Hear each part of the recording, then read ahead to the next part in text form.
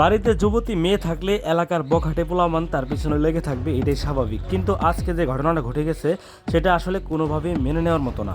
সুন্দরী মেয়েকে বাড়িতে একা রেখে বাবা মা গিয়েছিল শহরে, কিন্তু এই সামান্য সময়ের ব্যবধানে তাদের মেয়ের যে এত বড় সর্বনাশ হয়ে যাবে সেটা বাবা মা কখনোই কল্পনা করতে পারে নাই। ঠিক দুপুরবেলা মেয়েটি গোসল করতে আসছে, এমন সময় বাড়িতে আশেপাশে কোনো লোকজন না থাকায় একটা ছেলে বাড়িতে প্রবেশ করছে। আসার পরে যখন দেখতে পেল যে মেয়েটি বাথরুমে একা একা গোসল করতেছে, তখন তার অবস্থাটা একবার দেখুন। সে দেখুন আড়াল থেকে উকিঝুঁকি মারতেছে এবং মেয়েটাকে বিভিন্নভাবে বিরক্ত করতেছে। কিন্তু মেয়েটা তো অবাক হয়ে গেল, বাড়িতে কেউ নাই, তাহলে তার সাথে এটা কী হইতেছে। সে আশেপাশে দেখুন খুঁজে দেখতেছে যে এখানে কেউ আছে কিনা। সে কিন্তু এখনও এটা বুঝতে পারে নাই তার সাথে কি ঘটতে পারে। দেখুন সে আবারও গোসলে লিপ্ত হচ্ছে, এমন সময় ছেলেটা আবারও আসছে। আসলে ছেলেটার উদ্দেশ্য হইতেছে কি আপনারা অবশ্যই বুঝতে পারতেছেন। সে একটা খারাপ উদ্দেশ্যে কিন্তু এখানে আসছে। দেখুন বারবার কিন্তু উকিঝুঁকি মারতেছে।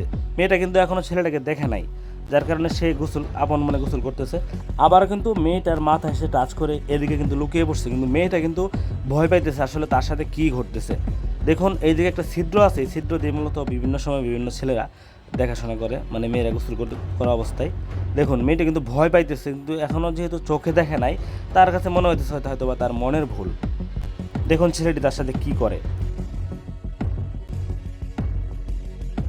ছেলেটা এ পর্যায়ে এমন একটা কাজ করবে আসলে সেটা আমরা কখনোই চিন্তাও করি নাই। দেখুন পাশে একটা গাছ থেকে ফুল নিচ্ছে, মূলত তার ইচ্ছা হইতেছে মেয়েটাকে এখন পটানোর। যখন সে পটাইতে পারবে না তখন কিন্তু সে আসল কাজটা করবে। মেয়েটা যখনই দেখতে পেলো যে তার গোসল করা অবস্থায় একটা ছেলে ঢুকে পড়ছে, তখন কিন্তু সে আসলে অল্প বয়সী মেয়ে, যেহেতু তার মনেও কিন্তু ভালোবাসা থাকে, তো সে কিন্তু বুঝতে পারে না আসলে ছেলেটা কেন আসছে। দেখুন কি হয়, মেয়েটাকে কিন্তু ছেলেটা কুপ্রস্তাব দিচ্ছে, কিন্তু মেয়েটা আসলে সাহস পাইতেছে না।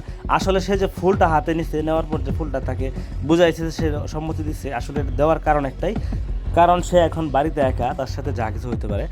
এমন সময় কিন্তু পাশের বাড়ির একজন লোক সে দিক দিয়ে হেঁটে যেতেছিল।